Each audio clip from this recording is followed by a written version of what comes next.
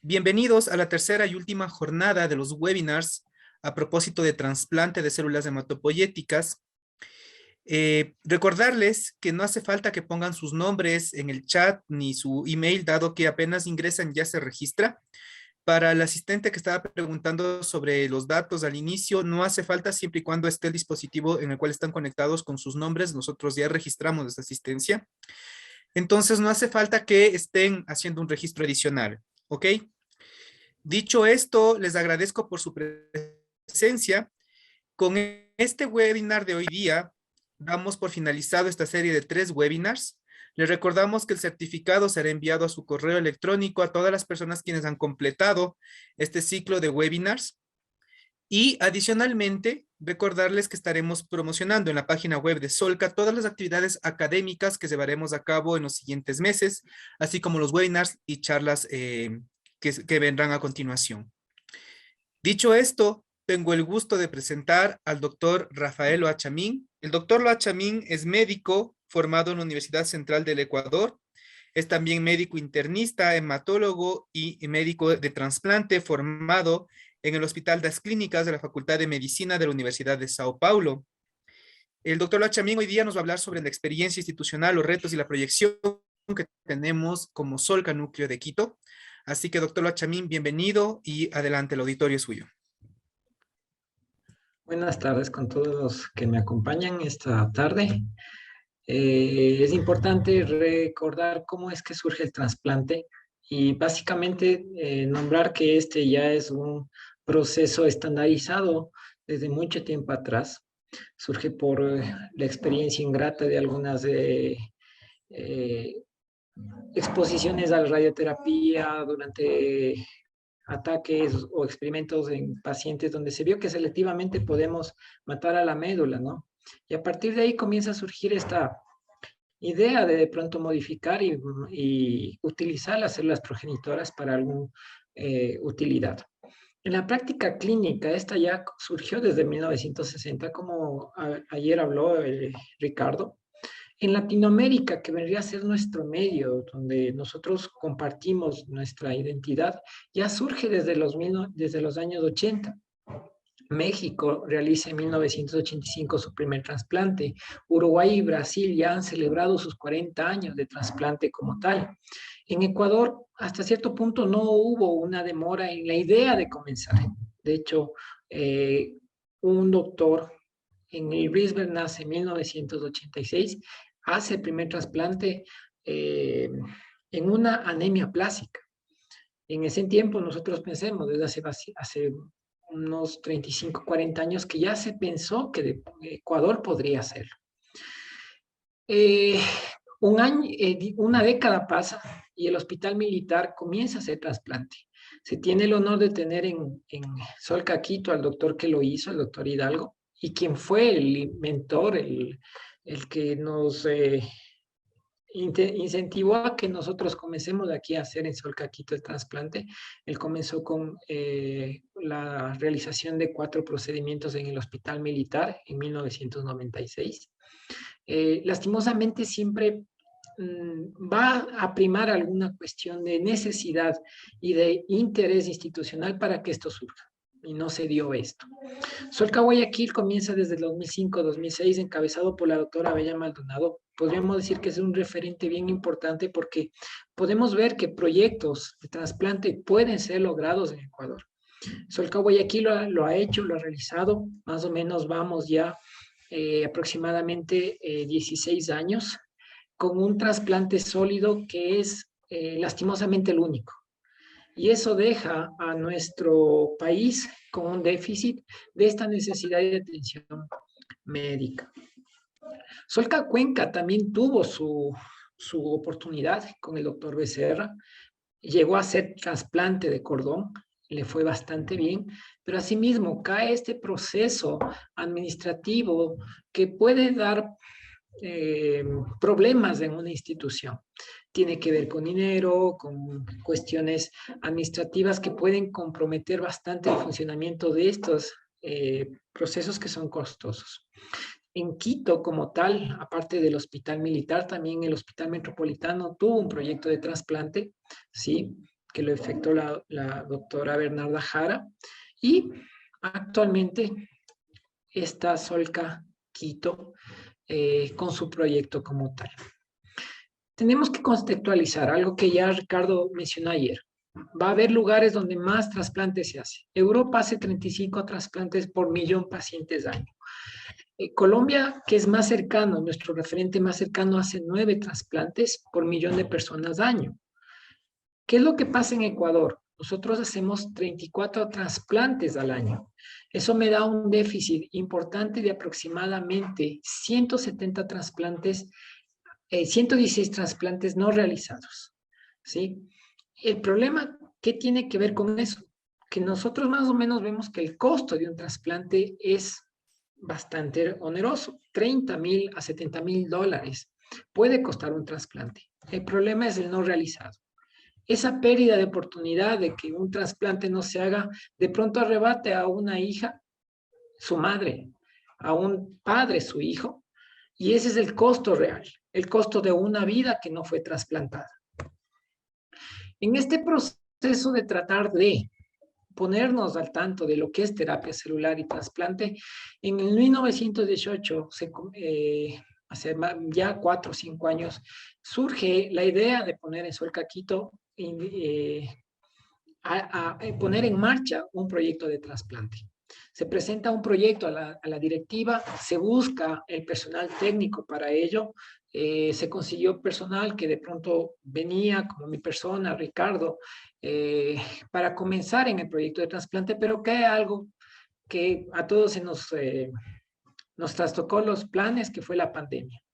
Desde 1919, ya con un proyecto ya establecido, nos pospusimos mucho tiempo por cuestiones de que Solca quedó como un hospital referente para oncología mientras los otros combatían la pandemia. Entonces, le era difícil a Solca parar las atenciones para comenzar a hacer un proyecto de trasplante.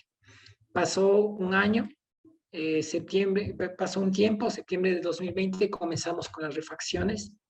Se inicia el 30 de septiembre tomando 4 camas de la región de neutropénicos de hospitalización oncológica. 4 camas que comienzan a refaccionarse siguiendo las normativas establecidas por una legislación que tiene Ecuador para el funcionamiento de unidades de trasplante. Este instructivo de acreditación busca tener una reglamentación en qué es lo que un centro de trasplante tiene que tener. Esta normativa rige básicamente para protección del paciente y una guía para que nosotros tengamos una idea qué y hacia dónde nos tenemos que guiar. Es algo amplia respecto a sus requerimientos. Imprime o pone en énfasis la necesidad de tener filtros de EPA, de tener una facilidad en la limpieza diaria del lugar, con el objetivo de mantener ese lugar estéril para que el paciente que va a estar neutropénico, que habíamos revisado en las clases anteriores por mucho largo, por unos 15, 20 días posiblemente, no se infecte. Entonces, esa normativa tratamos de cumplirlo. Pero no solo nos enfocamos en la cuestión del lugar. Parte del proceso de trasplante tiene que ver también con el manejo de las células progenitoras, por lo que Solca puso en énfasis en invertir tecnología para hacer una criopreservación de células progenitoras que hace parte del trasplante autólogo. Ese manejo de la criopreservación es necesaria ya que unas células progenitoras, tanto de origen de cordón como de pronto de origen autólogo, necesitan un tiempo de conservación apropiado y condiciones adecuadas para ello. Es así que hicimos una adquisición de un crioconservador y de un criopreservador. El criocongelador me permite que las células desciendan de forma programada a las células, conforme fue explicado por Patricio, evitando el daño del descongelamiento no controlado.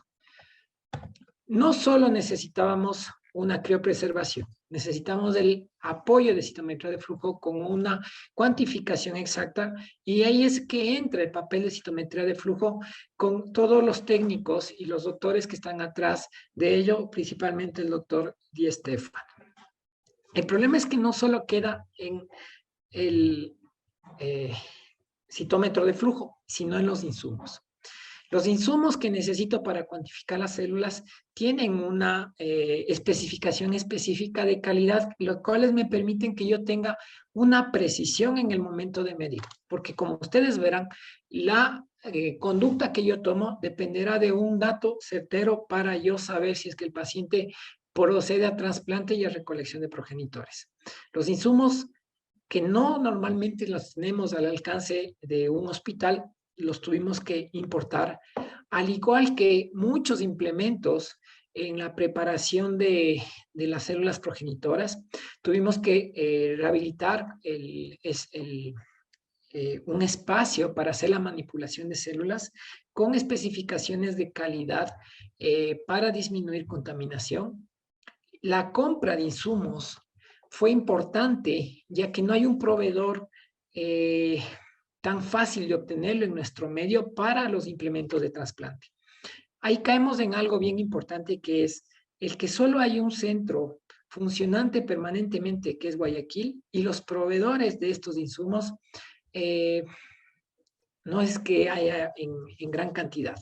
Por lo que nos tocó buscar mucho un proveedor que pueda satisfacer no solo cuestiones de tiempo, sino también de precios, ya que ese es un problema cuando nosotros no tenemos una alta demanda de insumos en Ecuador. Si una técnica no tiene esa demanda importante de insumos, muy probablemente los costos puedan elevarse. Eso nos cobró facturas a nosotros en nuestra implementación del proceso de trasplante, porque los costos de fundas, conservantes, fueron bien onerosos.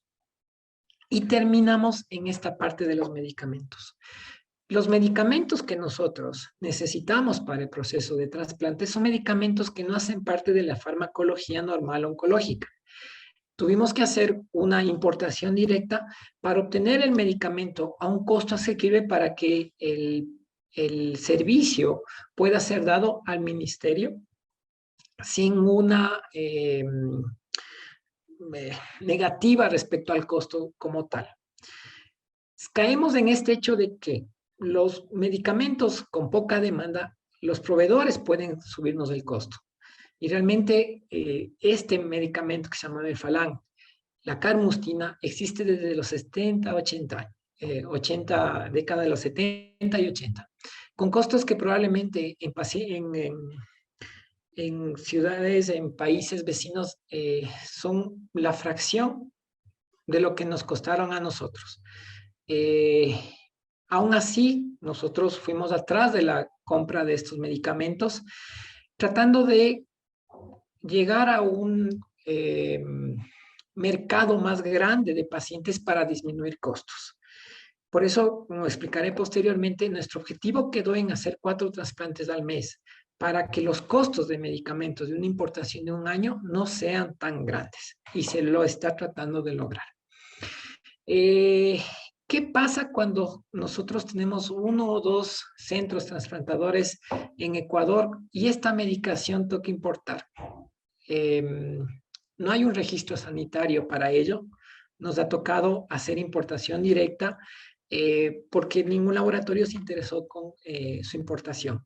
E inclusive algunos medicamentos han perdido licencias o se están dejando de producir, como por ejemplo la carmustina, lo cual elevó los costos. Superado estos problemas, con algunas proyecciones, podemos decir ambiciosas de trasplante, hemos conseguido esta medicación para un año. Y además de eso, hemos tenido que adaptar una protocolización de nuestras conductas, manteniendo el reglamento establecido por el INDOT y podemos decir, facilidad para que cualquier persona que esté en la unidad, médico, residente, enfermera, pueda acceder a ello y tenga el discernimiento para seguir una conducta. Todos estos procesos fueron modificados y han ido dándose durante estos 3 años, desde el 2019, que comenzó ya el proyecto, para que al final logremos presentar el proyecto en documentación al INDOT, se nos dé una revisión y pasemos la visita técnica por parte del ente regulador en Ecuador de los trasplantes. Fue así que en enero del 2022 el hospital obtuvo la acreditación de Centro Trasplantador Autólogo, con una alegría para los pacientes, para el personal que ha luchado y principalmente para la gente que ha creído que puede ser posible un trasplante en Quito, en nuestro hospital, de forma permanente. No podemos dejar de desconocer que para la realización de este proyecto se necesita de autoridades. Había iniciado hablando de cómo los proyectos han salido en Quito, han salido en Ecuador, pero una falta de apoyo institucional, una falta de gestión de dirección hace que estos proyectos fenezcan. Y esto es admirable de que Solca Quito, a pesar de que ustedes ven en las noticias que no hay dinero, que no se paga, que no ha logrado solventarse la deuda, el hospital ha seguido funcionando y sigue brindando el trasplante como servicio al público en general. Luego de pasar algunas adaptaciones, necesidades de reformas que hicimos de forma rápida luego de la acreditación, comenzamos nuestro primer trasplante. Siempre va a ser un reto comenzar. Uno, si bien necesitó la formación en sitios del exterior o mismo aquí en Guayaquil, que fue nuestro mentor en cuanto a técnicas de cómo adaptar el trasplante en nuestra sociedad, uno no sabe qué puede pasar con el primer trasplante.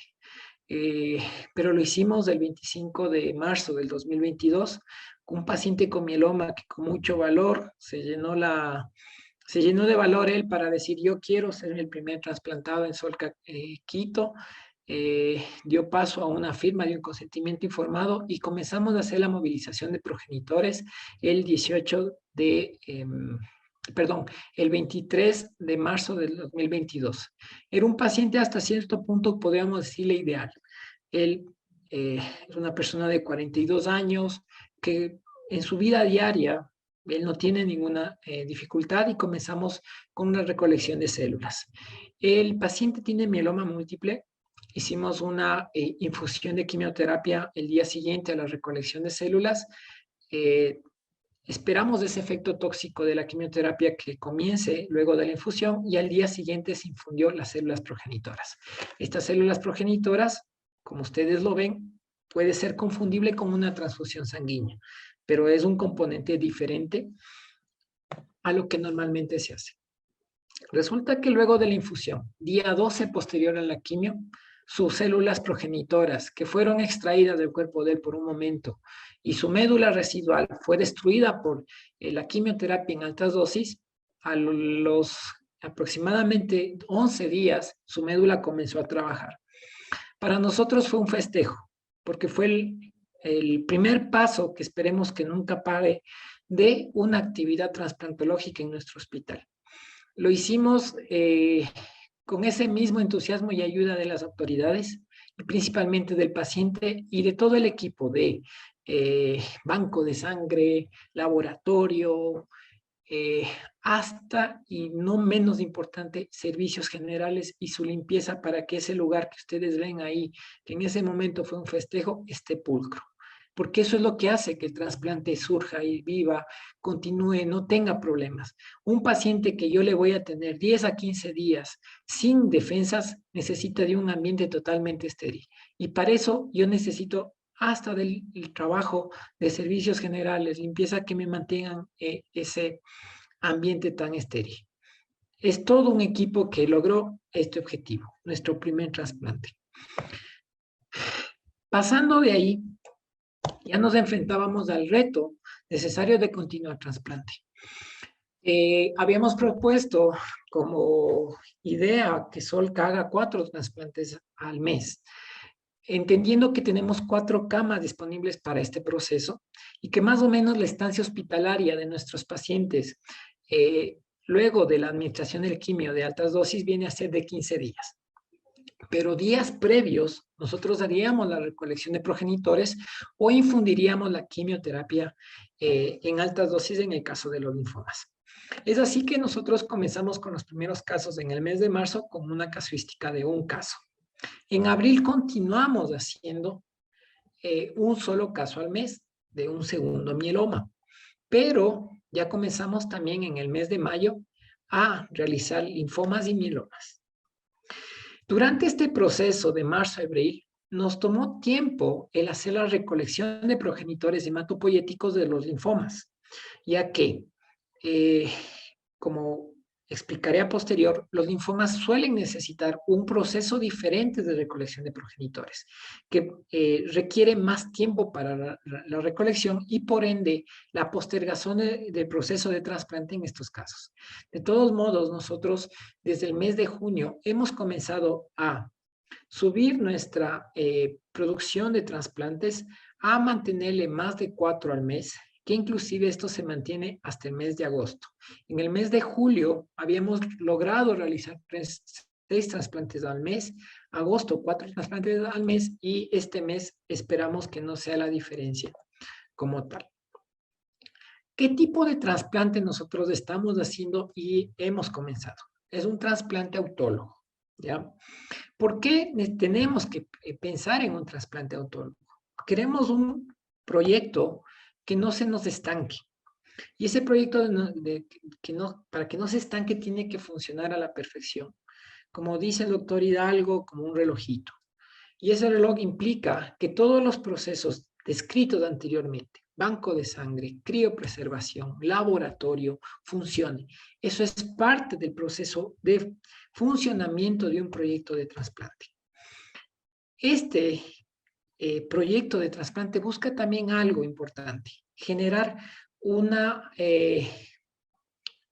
cultura de calidad en el hospital, que se logre protocolizar los procesos para que no exista errores en algunos lugares críticos en la atención de un paciente de estas características. Por eso hemos empezado con mielomas y linfomas. La incidencia de mielomas en nuestro país viene a ser de 8 a 9 casos por 100,000 personas. Si yo extrapolo eso para la población del norte de Ecuador, yo espero que haya unos 100 a 150 casos por año de mielomas. Como se explicó el día de ayer, Ricardo lo mencionó muy notablemente, mieloma requiere trasplante. De pronto los pacientes de mayor edad no lo requieran, de pronto pacientes que ya logró o que de pronto no tienen un estatus performance no lo necesiten, y a pesar de que los medicamentos cada vez salen más maravillosos, sigo necesitando trasplante. Es por eso que lo que más nos ha llegado para que nosotros trasplantemos son los mielomas. Hemos hecho en estos 6 meses de funcionamiento de la unidad 12 mielomas. Básicamente todos estos mielomas que nos han llegado son mielomas de una, podemos decir, de un estatus ideal. Tienen una buena respuesta a la quimio previa, ¿sí? No han recibido mucho tratamiento previo, pero también son heterogéneos en su convenio. ¿A qué me refiero? Nosotros hemos aceptado bastante pacientes del IES y del EREPIS, o sea, de la Red Integral de Salud, paciente para ser trasplantados. Y de seguro privado, solo 2 pacientes. Pero otros linfomas hemos también querido trasplantar. Hemos hecho un trasplante de linfoma en primera respuesta completa. Hemos hecho 2 linfomas foliculares recaídos en tiempo temprano, a menor a 24 meses, y 3 linfomas de Hodgkin. Los cuales ya han recibido algunas líneas previas y como veremos posteriormente nos dio bastante problema con su recolección, pero se logró su trasplante. lastimosamente, no todos los pacientes que nos han llegado han conseguido llegar a trasplante. Yo necesito requisitos previos para que esto se dé. Necesito que el paciente esté en remisión o al menos en respuesta parcial con mieloma, que el linfoma difuso esté con una demostración de quimiosensibilidad, es decir, que la quimio que yo le aplique esté dando resultado.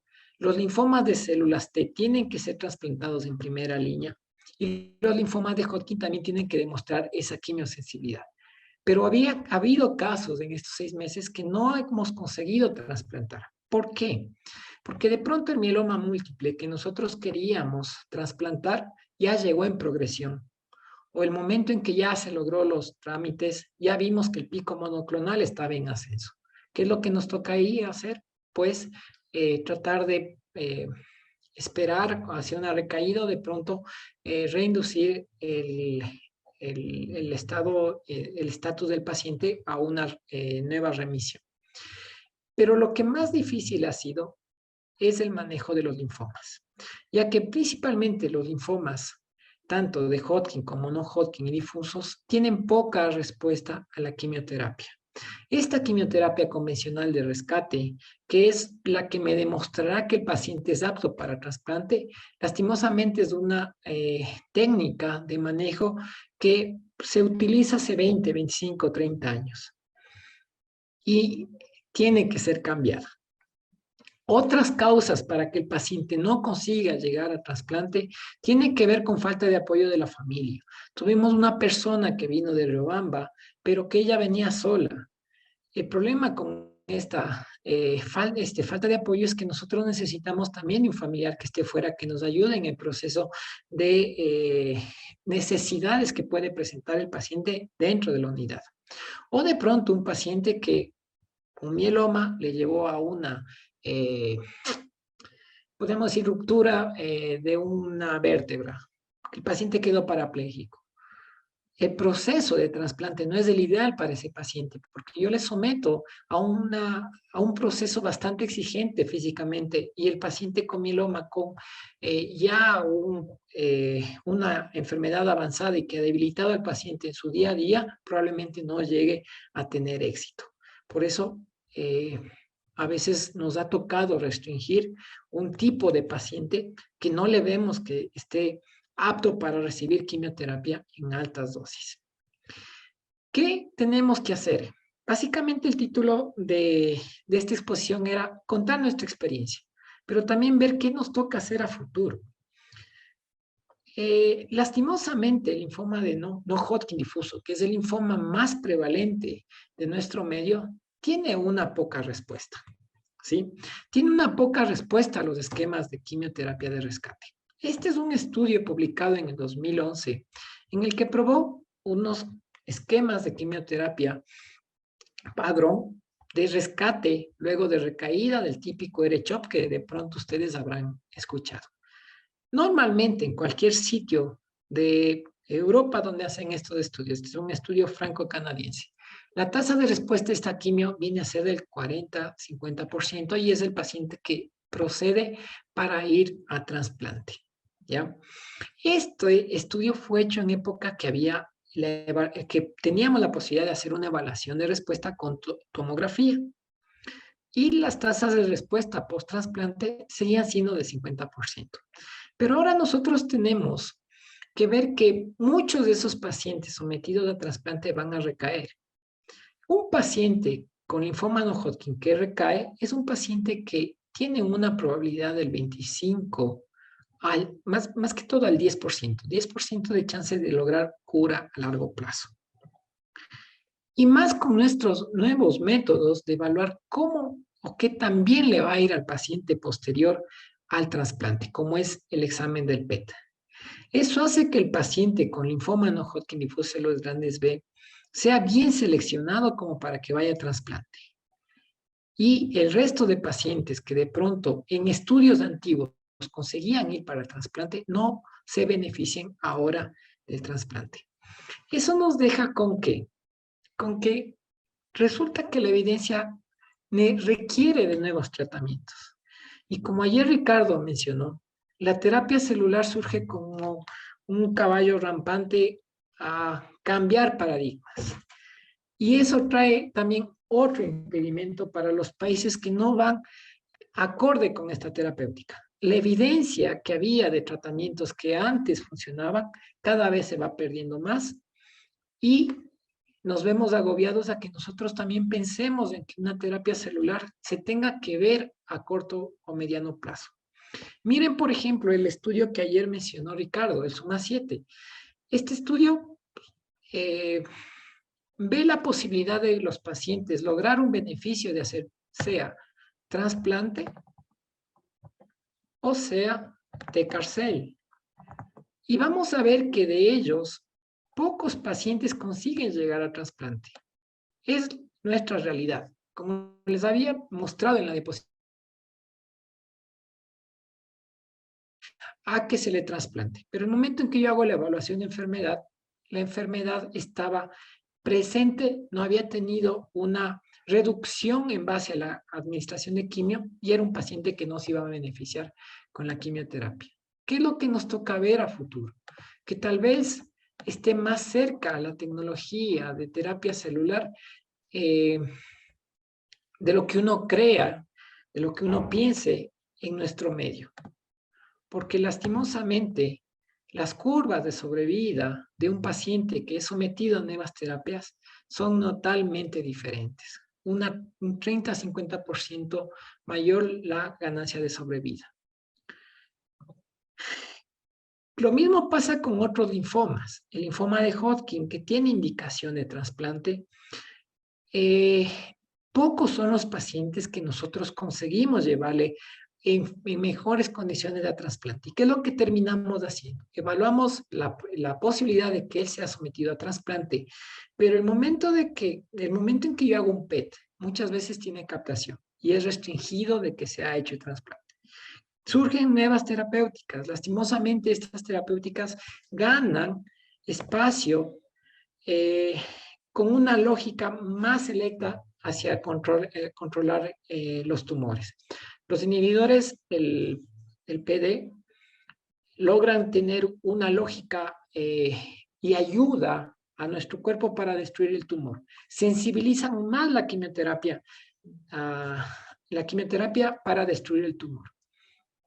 Un ejemplo claro es el pembrolizumab, que consigue que los pacientes que están con un linfoma refractario lleguen más preparados para el trasplante. Así es que surge un estudio, por ejemplo, que usa el pembrolizumab con quimioterapia y hace que el 95% de pacientes que utilizaron este terapéutica vayan a trasplante. Y luego de 12 años, 12 meses, esos pacientes siguen vivos. Todos esos procesos de modificación de evidencia, lastimosamente nosotros los vemos de lejos. Vamos a necesitar, al igual que pelear por una opción de trasplante, también pelear por medicamentos para que consigamos nosotros dar una mejor oferta, no solo de trasplante, sino de preparación previa para trasplante. ¿Qué otros inconvenientes también tengo con el proceso de trasplante como tal? Recolectar las células progenitoras. Durante el mes de marzo hasta septiembre, nosotros hemos hecho aproximadamente 30 aféresis de recolección de progenitores. En algunos pacientes como mieloma, nosotros hemos tratado de hacer una doble recolección porque si el paciente logra tener un tiempo de remisión prolongada post-trasplante, yo puedo repetirle el trasplante para lograr una segunda remisión post-trasplante. Y es así que nosotros en la práctica de aféresis hemos incrementado nuestro número de aféresis a un promedio de 5 o 6 aféresis mensual. Hemos obtenido algunos buenos resultados. De los 18 pacientes que hemos sometido a trasplante, un paciente no hemos logrado recolectar las células progenitoras para que vaya a trasplante. Ese paciente que no logró era un paciente con mieloma que había recibido quimio y radioterapia previa. Y esos son los factores que normalmente impiden para que uno consiga hacer un trasplante de médula ósea. ¿Y con qué tanta frecuencia yo puedo tener esta falta de recolección de progenitores hematopoyéticos? En la literatura está colocado 70%. Y esto va a depender de que quimioterapia se le dio previamente al paciente y en el caso del linfoma, de cuántas líneas y qué quimioterapia se le dio al paciente previamente. En nuestra experiencia, en los 6 linfomas que nosotros hemos trasplantado, hemos visto necesario utilizar un medicamento que se llama Plerixafor. ¿Por qué utilizamos esto? Porque ya hubo pacientes que tuvieron uso previo de una bendamustina, tuvieron 3 líneas de quimioterapia que va acabando, va comiendo la célula progenitora y dejando una poca cantidad de células progenitoras para movilizar, o de pronto reciben muchos ciclos, 4, 5, 6 ciclos enteros de una línea de quimioterapia, y eso le deja a la célula progenitora disminuida en cantidad. Esa cantidad de célula progenitora yo no le consigo poner a circulación en la sangre para que sea recolectada como había explicado Patricio. Ahí es que surge algo que en nuestro hospital nos ayudó y es un apoyo de la institución como tal, que es mantener una reserva de un medicamento que se llama Plerixafor. El Plerixafor es un medicamento que es costoso, que fue descubierto cuando las terapéuticas contra el VIH estaban surgiendo y que descubrió que al administrarse este medicamento con una intención de bloquear un receptor de ingreso del virus del VIH, que es el CXL4, en la célula progenitora y célula linfoide, lograba bloquear la fijación de la célula progenitora en el estroma. Al utilizar este medicamento, el efecto adverso de los pacientes de VIH era que comenzaban a tener una leucocitosis. Entonces ellos vieron, qué alhaja, consigo movilizar a la célula progenitora con un medicamento. No fue hasta el año de 2000, 2001 que con el surgimiento del trasplante como opción de tratamiento, es que se vio como una opción de mejorar la posibilidad de movilizar las células progenitoras con el uso de este medicamento. Y es así que nosotros, la institución obtuvo una cuota de Plerixafor para salvar esos pacientes, ese 30% de pacientes que por estadística yo espero que no movilicen sus células progenitoras. ¿Qué pasa con esos pacientes que no movilizan sus células progenitoras? Serán pacientes que no serán candidatos a trasplante. Así nosotros terminamos usando 2 dosis de Plerixafor para 2 pacientes de mieloma múltiple, uno para un linfoma de Hodgkin, que ya estaba en una tercera línea de tratamiento, y otro paciente que también estaba con un linfoma no Hodgkin folicular, que había utilizado bendamustina. Así nosotros logramos llevar a estos pacientes que si es que no movilizaba sus células, no iban a trasplante, a llevarles a un trasplante, a ofrecerles esta opción de tratamiento.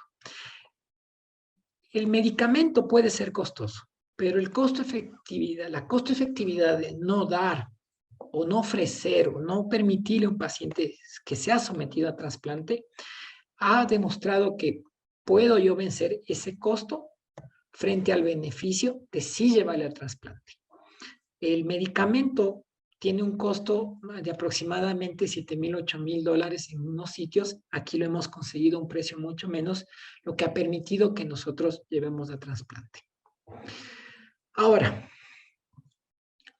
¿qué tan tóxico ha sido en nuestra población este trasplante? Lo importante es ver que hay, y espero una toxicidad generalmente va al grado 3, 4 de la escala del CTATA, de vómito, náusea, diarrea y mucositis. ¿Qué es lo que yo espero cuando hago un trasplante? Que el paciente tenga vómito. Espero que el paciente baje el apetito y no quiera comer. Espero un grado de diarrea y una inflamación en mucosas. Todas estas toxicidades las hemos tenido en nuestros pacientes, pero no han llegado a ser severas ni han llegado a la muerte del paciente. Hemos tenido en promedio una presencia de estas toxicidades en un grado 2 y 3 y la hemos sabido combatir con antieméticos, con dimenhidrinato, con antidiarreicos, controlando, viendo que esa diarrea no sea infecciosa y que esa mucositis sea bien cubierta con analgésicos opioides. Con la mucositis que yo doy por la quimioterapia, yo espero una tasa de infección. Estos pacientes van a estar 10 días con neutrófilos en cero y yo espero una tasa de neutropenia febril importante. Es así que la neutropenia febril presente en nuestros pacientes ha sido de 10 en 16 pacientes. Ha sido importante, pero solo en un paciente hemos tenido una constatación de contaminación en el catéter y no hemos tenido bacteremias documentadas en ellos. ¿A qué se ha debido esta fiebre entonces? De pronto al grado de mucositis que genera la quimioterapia, al uso de filgastrin que se genera al momento de nosotros estimular la producción de células que hemos infundido, pero no hemos tenido infecciones graves y mortalidad por estas infecciones. Al punto que en un tiempo promedio de seguimiento de nuestros 16 casos que vamos hasta ahorita, hemos tenido una mortalidad cero. En la bibliografía normal, esta mortalidad se puede presentar del 3 a 5%. Nosotros estamos con 16 pacientes. Esperamos que de aquí para los 40 pacientes que esperamos cumplir para marzo, no tengamos y sigamos con esta mortalidad en cero. Esa mortalidad, como había dicho anteriormente, y esa baja tasa de infección, muchas veces se debe a ese trabajo minucioso de limpieza, ese trabajo minucioso también del equipo que nos acompaña de UCI para colocación de catéteres de forma perfecta y sin problemas y sin contaminaciones, de enfermería que me controla al paciente la temperatura para actuar rápido con el uso de antibióticos y todas esas variables. Ya para terminar, quiero presentar esta diapositiva de los pasos que nosotros tenemos por caminar. Hemos comenzado con un trasplante autólogo, el cual ha implicado todo lo que es los retos de coordinación de banco de sangre, citometría de flujo, control de infecciones, control del ambiente hospitalar, control de limpieza. Pero nos toca otros retos que de pronto centros como Guayaquil ya lo han logrado. El trasplante halogénico aparentado, para ello nuestro hospital está atrás de la adquisición de tecnología más avanzada para hacer una tipificación de HLA de alta resolución. Estamos ya en los procesos de programación para adquisición de medicamentos para inmunosupresión y quimioterapia de condicionamiento para este trasplante halogénico aparentado. Y posteriormente la entrega de papeles para la aprobación por el INDOT y luego de eso los trasplantes no aparentados o trasplantes haploidénticos que vendrán a ser un reto previo a lo que normalmente veremos de aquí en 10, 15, 20 años que será la norma, que sería la terapia celular, que lastimosamente está viniendo para quedarnos y que eso impedirá muchas veces, inclusive ya está llegando como una... ¿por qué digo impedimento, digamos? Porque lastimosamente si nosotros no nos movemos, no corremos atrás, muy probablemente sigamos sin tener una buena atención de nuestros pacientes. Entonces tenemos que seguir caminando por estos peldaños, ya que cada uno de estos pasos nos va a permitir que nosotros vayamos preparándonos para nuevos retos. El trasplante haploidéntico y su toxicidad es muy similar a la administración de las Tecarcel, por ejemplo. Entonces, nosotros necesitamos ir caminando en estos peldaños, prepararnos desde el punto de vista de tecnología, infraestructura y investigación. Ahí es que sobresale algo importante. ¿Cómo es que países como Brasil están ya comenzando a hacer terapia de células CAR por medio de la cooperación institucional entre universidades? La universidad, que de pronto tiene mayor estudio, mayor pesquisa, es la que brinda la manipulación de las células progenitoras para que éstas sean realizadas. Nosotros podemos eh, pensar, podemos soñar, y creo que debemos soñar, en que estas terapias tienen que ya ser una realidad para nosotros y que tiene que ser nuestro futuro. Sin más, para cansarles, de pronto, si tienen alguna pregunta, quisiera solo dar las gracias por su atención, por eh, estos 3 días que ustedes han visto lo que Solca ha puesto empeño en hacer. Quiero reiterar, no ha sido un esfuerzo de pronto de un solo servicio, sino de toda una institución para que las cosas funcionen como reloj. Les agradezco por su atención y no sé si tengo alguna pregunta para hacer. Gracias, doctor Lachamín, por su presentación, muy buena exposición. Gracias por ilustrarnos cómo estamos, nuestra experiencia. Qué interesante enterarnos de todo esto que sucede en nuestra institución y que hoy día es una realidad. Hay una pregunta de la audiencia y nos dice, ¿cree usted que el Ecuador en el futuro está listo para realizar TICARCEL, esta terapia con células de antígeno quimérico? Em, ¿O en qué futuro piensa usted que podríamos estar listos para esto, doc? A ver, lastimosamente tenemos que obligarnos, digamos. ¿Por qué? Eh, Ahorita hay un problema con el abastecimiento de carmostina, hay un problema con el abastecimiento de melfalán. ¿Por qué se da eso? Porque de pronto a la farmacéutica ya no le sirve que yo siga dando una toxicidad por quimioterapia porque tengo una molécula más enfocada hacia eh, matar el tumor antes de que llenarle de toxicidad al paciente con una terapia inespecífica que es la quimioterapia en altas dosis. Eso nos está pasando en el día a día en nuestra farmacéutica. Me es más difícil ahorita conseguir un medicamento tan útil como es la bendamustina, la carmostina. Se nos está haciendo difíciles. ¿Por qué? Porque las tecnologías están yendo para allá. Entonces, nosotros lastimosamente nos veremos empujados a ello.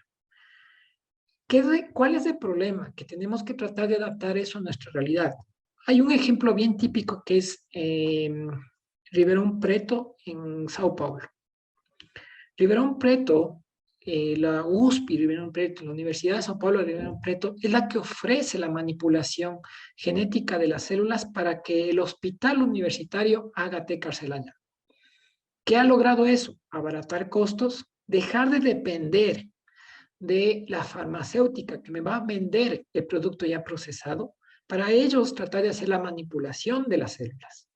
Entonces, lastimosamente tenemos que hablar de eso. Necesitamos acoplarnos a ese futuro que ya queda y deja un poco atrás la quimioterapia. Esa quimioterapia tóxica en alta dosis, lastimosamente, en algún momento nos va a agobiar. ¿Qué es lo importante de que nosotros comencemos con trasplante autólogo aquí? Y eso quiero explicar muy bien. Que TCARCEL comienza desde un fundamento básico, hacer aféresis. Ahí comienza el banco de sangre, comienza nuestra curva de aprendizaje, que nosotros en nuestra curva de aprendizaje tenemos hasta que comenzar a hacer bien una aféresis, recolectar bien una célula, porque eso, inclusive si nosotros ya pensamos a futuro, preparémonos para recolectar bien las células, porque de pronto encontramos un sitio que nos procese una célula linfoide para nosotros infundirla aquí en Ecuador. Exportamos la célula, es modificada la célula genéticamente y nosotros simplemente con la preparación que podemos tener con trasplante halogénico, la toxicidad que uno aprende manejando estos pacientes, podemos manejar la toxicidad de cárcel.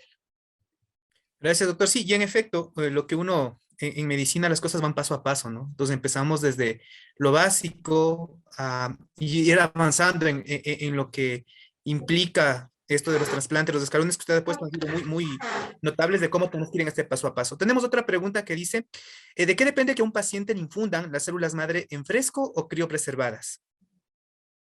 Ok. Depende de varios aspectos. De que uno pruebe en su instituto cuánto tiempo su célula progenitora puede estar fuera del cuerpo. Cuando yo infundo el melfalán, lo infundo un solo día, que es lo suficiente para yo mieloablatir o hacer la mieloablación de la médula del paciente con mieloma. Pero para el linfoma, el esquema que yo utilizo para matar la médula y la célula tumoral es el BIM por 6 días. Esos 6 días yo no puedo tenerle a la célula progenitora fuera del cuerpo sin hacer un proceso de criopreservación. Entonces, yo puedo ofrecer un trasplante a fresco con mayor seguridad de que no se me va a morir la médula cuando yo hago un trasplante de mieloma múltiple, cuando la quimio es perfundida en un día. Con eso, yo recojo la médula, le dejo en un freezer, infundo la quimio al día siguiente y le vuelvo a poner las células en 48 horas. En esas 48 horas, la viabilidad es muy cercana al 98-99%. ¿Qué pasa si yo dejo 5 o 6 días fuera del cuerpo, en un freezer, a la célula progenitora? Ella ya va a comenzar a morir. 90%, 80%, 70%. Hay grupos como, por ejemplo, los grupos mexicanos, que con un afán de reducir lo que es el costo de la criopreservación, que sí es oneroso, ellos acortan el tiempo de difusión de la quimio y le mantienen 6 días a la célula progenitora. Es algo que no tiene evidencia de pronto en Europa o en América porque ellos no ven el costo o no se arriesgan a gastar, a perder, digamos, una viabilidad de células sin hacer criopreservación.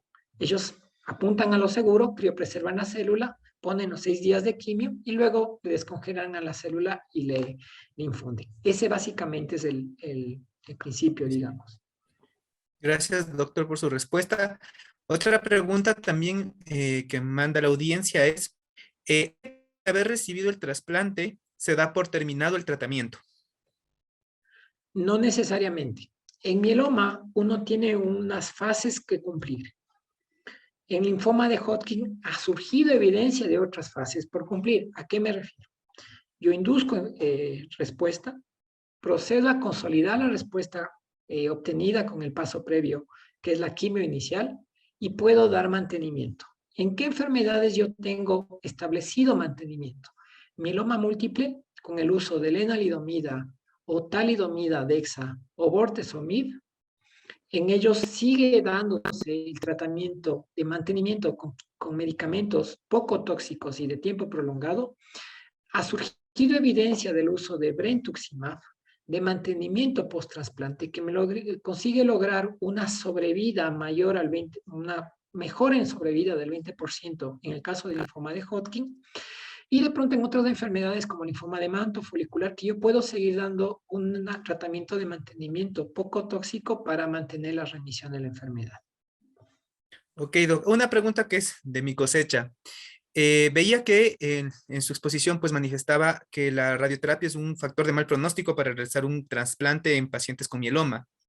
Esta radioterapia está considerada en general porque o sea, lo que nosotros hacemos en los pacientes con mieloma es irradiar los plasmocitomas, que para un radiooncólogo es súper bonito porque es una irradiación muy localizada al área muy específica, una dosis no tan alta, pero veo que es un problema ahora. Entonces, ese factor de mal pronóstico del paciente irradiado implica inclusive estos pacientes que han recibido radiación muy puntual en el plasmocitoma o es en algún tipo de radiación más extendida que se haya hecho. Tal vez eso me pudiese aclarar a mí. Sí implica riesgo, sí ¿Ya? implica un mayor riesgo, sí complica la recolección. Eh, Hace 3 semanas tuvimos un caso de un paciente que se combinó la radioterapia por un plasmocitoma en esfenoides y la utilización de ciclofosfamida por mucho tiempo. Utilizamos Predixafor para tratar de resolver ese mal pronóstico del paciente, igual nos fue mal. De todos, como había dicho anteriormente, de los 18 pacientes, a ver, de los 16 pacientes que ya hemos trasplantado, Un 17 no lo hicimos porque perdimos la posibilidad de recolectar células y él tenía el factor pronóstico, radioterapia previa y quimioterapia previa prolongada. Mm. Ok, doctor, gracias. Muy buen dato. Y a propósito de lo que responde usted ahorita, nos preguntan que cuál es la diferencia, porque hay esta mayor estimulación con el Plerixafor versus los factores estimulantes de colonias regulares que conocemos. Eh, vamos, me va a permitir mostrar este grafiquito que es bien didáctico. Lo que pasa es que el Plerixafor hace un bloqueo directo del acople de la célula en el estroma. Y para yo lograr la movilización con el filgastrin, yo necesito un largo tiempo que inhiba la expresión del el osteoblasto en el estroma. Es un mecanismo diferente. El filgastrin que nosotros utilizamos por 5 días para movilizar, necesita o requiere de la inhibición en la expresión del osteoblasto en el estroma para que la célula se desprenda. En cambio, el Plerixafor simplemente entra, bloquea 6 horas y la célula se desprende. Es inclusive un desprendimiento tiempo dependiente. El pico de acción y de absorción del medicamento es el momento en que más la célula se desprenderá y luego ellas se vuelven a pegar. Es como un despegue, logra despegar bastante de forma bien directa, digamos. Ok, gracias, Doc. Hay otra pregunta que está también gestionada desde el público y dice, ¿qué otros tipos de neoplasias malignas tienen efectividad estadísticamente significativa con esta terapia de células de antígeno, de receptores de antígeno quimérico, este TCAR-cell, Doc? A ver, ¿qué es lo que pasa con la evidencia respecto a las TCAR-cell? Y ahí quiero demostrar, no sé si Ricardo, bueno, debió haber mencionado bastante bien el día de ayer, es esta situación. Nosotros cuando damos terapias de rescate, normalmente no conseguimos dar una randomización en lo que ofrezco. ¿Ya?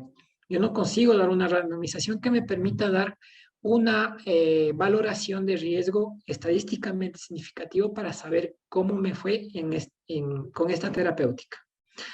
Pero, ¿qué es lo que está dándose ahorita con el surgimiento de las TCAR? Ahorita ya están surgiendo los estudios Intention to Treat. Porque, ¿qué es lo que pasa con la TCAR-cell? Es un proceso. ¿A qué me refiero con proceso? Yo tengo que recolectar los linfocitos del paciente, seleccionar los linfocitos T del paciente, cultivarles con el lentivirus, esperar 30 a 45 días de la acción del lentivirus, hacer una linfodepresión del paciente y refundir. Todo ese proceso puede fallar. Entonces, ese fallo de ese proceso en todo ese fallo en todas las posibilidades de fallo en ese proceso pueden hacer que yo no consiga randomizar totalmente a un paciente para un estudio en especial, por lo que surgen los estudios Intention to Treat. Y este estudio del Suma 7 hizo esa valoración. Y ellos vieron que de los 477 pacientes asignados a la randomización, los 180 que iban a recibir en un inicio el TCAR-cell, 178 lo recibieron.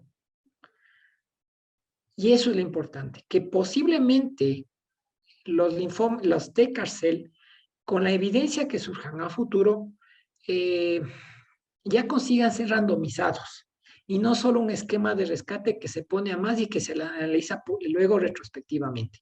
Pero aún está eso surgiendo. Ahorita surge en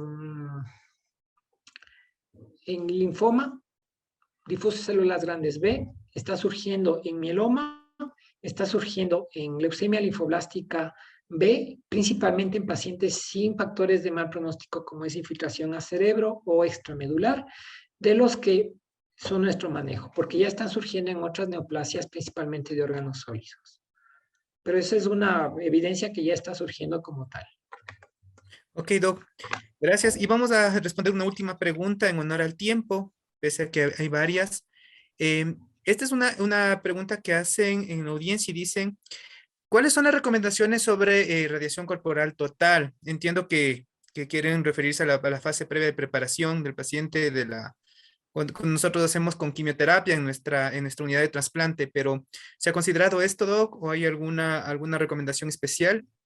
Ya, la radiación corporal total hace parte de los esquemas mieloablativos, principalmente para leucemias linfoblásticas agudas, ya, en la cual de pronto la infiltración del tumor se me da hacia un ganglio, yo consigo tener un mayor efecto de la radiación sobre estos linfocitos que generalmente son bastante susceptibles a la radiación y en lugares extranodales. Suelo dar un poquito más de dosis, lo que se llaman los boosters en neuroejes si el paciente tuvo antecedentes de una infiltración, pero hacen parte de los esquemas mieloablativos en trasplante halogénico sabiendo que yo voy a destruir totalmente la médula. En linfoma va bastante bien. Perdón, en Leucemia leucemia linfoblástica. linfoblástica. Ujú. Chévere, Doc, gracias por su respuesta. Y en este sentido, pues también indicarles que nosotros en la institución tenemos la posibilidad de hacer irradiación corporal total. Tenemos el acelerador que nos permite hacer esto, la tomoterapia, y es también una herramienta con la que cuando su unidad de trasplante pues vaya por el camino de las leucemias linfoblásticas, está a la orden, sin ningún problema si se llegara a requerir. Gracias a todos por su presencia, por su audiencia. Ha sido una audiencia maravillosa. Hemos tenido unos topes de audiencia bastante importantes. Nos sentimos felices de haber podido contar esta experiencia. Yo quiero agradecer a los expositores por sus brillantes disertaciones en esta serie de webinars y tengo el gusto de presentar al doctor Henry Caballero, director médico del hospital, quien nos ha acompañado en el curso de estos webinars un poco de manera calladita, yendo, revisando, estudiando y viendo cómo están nuestros procesos en el hospital, cómo nos estamos desenvolviendo en linfomas y la gran capacidad que tenemos de nuestros expositores. Doctor Caballero, sus palabras, por favor, adelante.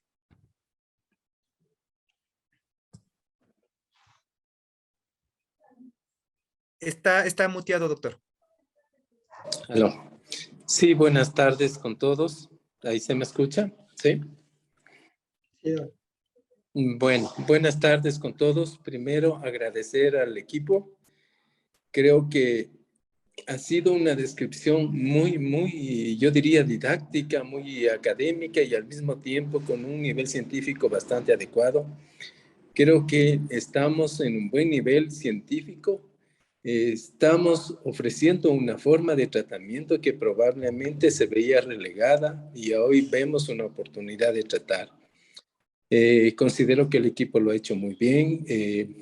Tenemos que seguir soñando, seguir buscando nuevas alternativas y de aquí caminar al gran salto que tenemos que darlo hacia los tratamientos halogénicos. Nuestro objetivo sería ese caminar de aquí al próximo año. Así es que unas felicitaciones de parte del presidente, las autoridades, sobre el desarrollo de estos 3 días, que ha sido jornadas bastante interesantes, donde se ha descrito, por ejemplo, el historial de nuestra actividad, cómo llegamos a esto. Creo que podemos, estamos seguros que estamos con el equipo adecuado y daremos esa oportunidad al paciente oncológico que siempre es nuestra filosofía de hacer Solca como una esperanza de vida. Así es que felicitaciones a todo grupo, a usted Raúl, que se ha empoderado increíblemente y muchas gracias. Gracias, doctor Caballero. Gracias a todos. Les recordamos que las actividades docentes se seguirán promocionando en la página web del hospital. Cada mes tendremos webinars específicos de determinado tumor, de determinada enfermedad, para poder compartir con ustedes, con la comunidad científica, la comunidad en general, la comunidad médica, noticias de interés, charlas de interés y que cada vez vayamos creciendo en esta oportunidad de que Solca cuente al país, al mundo, a la audiencia, en general, lo que hacemos en nuestro hospital y cómo estamos cambiando las cosas a nuestros pacientes con cáncer. Muchas gracias y nos vemos en una próxima ocasión. Hasta luego con todos.